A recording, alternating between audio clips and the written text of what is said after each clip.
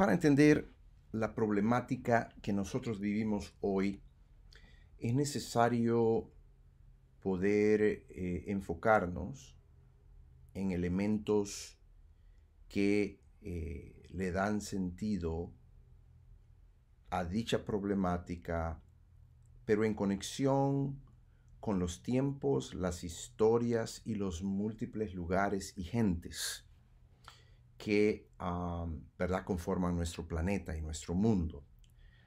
Si no tratamos de encontrar maneras de cómo conectar el pasado, el presente, y darle sentido a través de las herramientas más apropiadas que tenemos, seguiremos teniendo lo que podríamos llamar un recorte muy reducido de las realidades y le llamaremos a eso verdad absoluta. Gracias a Dios nosotros tenemos el testimonio de la palabra. Y yo quiero que juntos vayamos por un pequeño viaje para poder entender por qué las problemáticas de hoy se dan a los niveles que se dan y cómo cuando nosotros tenemos una perspectiva bíblica y teológica que es amplia, un horizonte amplio y al mismo tiempo con una reflexión crítica, podemos darle sentido a la problemática de hoy, darle nombre y buscar una solución que no solamente nos parece bien a nosotros, sino que vemos que es una solución que viene desde la palabra, desde la acción de Dios en la historia, en el mundo, en la tierra, en la gente. Y es, por lo tanto, una perspectiva que tiene como objetivo dar vida y dar vida abundante. Entonces, comencemos con los conceptos más básicos que podemos entender en la palabra.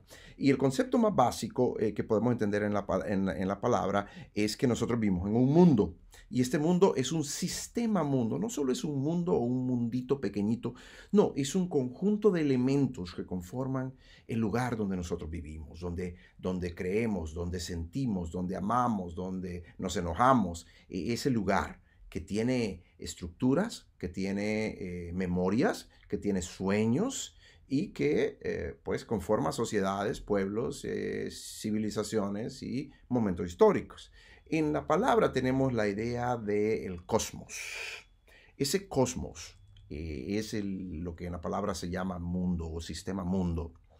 Y en este sistema mundo yo quiero que juntos podamos ver que hay ciertas dimensiones que son claras y que no son muy complicadas, son simples.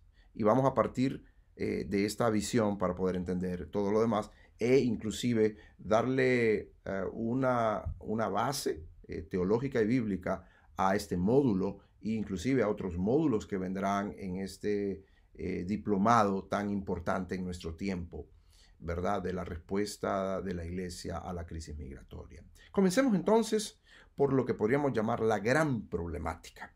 Y la gran problemática, yo quiero que ustedes entiendan, no es la ausencia de Dios en el mundo, mucho por el contrario. Es la caricaturización de Dios, es la suplantación de Dios, es el robo de la identidad de Dios. La Biblia nos dice en las literatura sapiental, ¿habéis visto al sabio en su propia opinión? ¿Acaso no hay más esperanza en el necio que en el sabio? ¿Y quién es el sabio en su propia opinión? El sabio en su propia opinión es aquel que dice, oh, yo sé quién es Dios. Dios está conmigo. Dios es mi Dios. Y empiezan a utilizar a Dios de una manera que ese Dios es el Dios de la persona. Es un Dios que es una caricatura de Dios y que la persona lo utiliza como una herramienta, como un instrumento de poder, de privilegio y de hacer muchas cosas. El necio, sin embargo, es la persona que dice, no, yo no creo en Dios. La Biblia dice que hay más esperanza en el necio que en el sabio en su propia opinión, porque cuando el necio se enfrenta a una situación insuperable y donde Dios se manifiesta, se rinde por completo y conoce la realidad sublime de Dios y trascendental y transformadora de Dios, mientras que el sabio continúa creyendo su propia mentira de que sabe que Dios actúa de esta manera, que Dios piensa de esta manera, que Dios hace esto, y este es un camino realmente peligroso. Por esto, yo quisiera que el día de hoy entendiéramos algo. El gran problema teológico no es la ausencia de Dios, sino cuando nosotros caricaturizamos a Dios, cuando nosotros suplantamos a Dios, cuando nosotros robamos la identidad de Dios.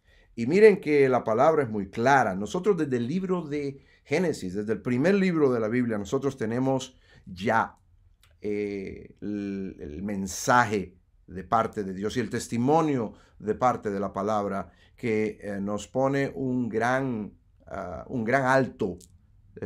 ¿Qué es lo que ocurre cuando la primera familia bíblicamente entendida, Adán y Eva, pasan por el proceso del pecado?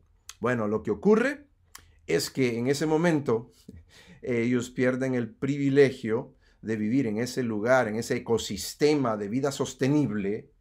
Y en ese momento vemos la escritura que Dios está expresando, diciendo, vamos a tener que poner entre ellos y nosotros, el Dios plural, ¿no? Entre ellos y nosotros una distancia. Y son sacados de este jardín y se les pone una distancia. ¿Por qué? Porque el Señor dice, porque si ellos comen de la fruta, ellos vendrán a ser igual que nosotros. Ahí podemos ver nosotros que Dios está cuidando su propia identidad. Él no quiere, Dios no quiere que nosotros como seres humanos estemos, o la creación en general, suplantemos, caricaturicemos su identidad y la utilicemos para controlar, para destruir, para poder apoderarnos de lo que es la vida de otros seres humanos, la vida nuestra, y torzamos nuestro camino en una dirección equivocada y acabemos con el mundo, que hasta cierto punto es parte del problema que nosotros tenemos el día de hoy.